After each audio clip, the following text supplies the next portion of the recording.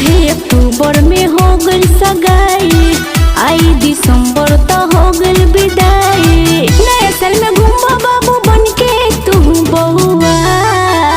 तू खुश होके भाई फिर खसरिए वाला ना हो ना गिनवा के बा। तू खुश होके गइलू ससुरे गौवा का ओही गाँव में पिया तानी देसी बहुआ। नया साल में गइलू ससुरे गौवा कि होही ला पिया तानी देसी बहुआ। ना हो इतना मत पिया।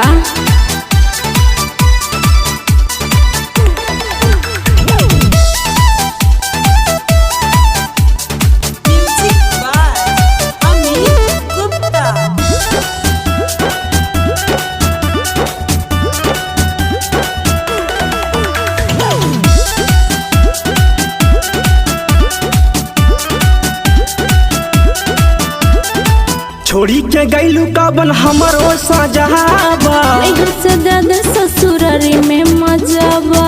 पियवा के प्यार मिले लहिया तोहार खिले। अरे लो याद जब दिल हमर खूबे हिले। नाचो हाँ हो छोड़ी के गइलू काबन हमरो सजावा, नैहर से ज्यादा ससुरारी में मजाबा। खबर तोहार लेके आवे नहीं कहुआ। खुश होके ये नगीना भाई चल के मिलल जाई। अरे सुना खुश होके गइलू ससुरे गौवा कि ओही खाती पिया तानी देसी फौआ।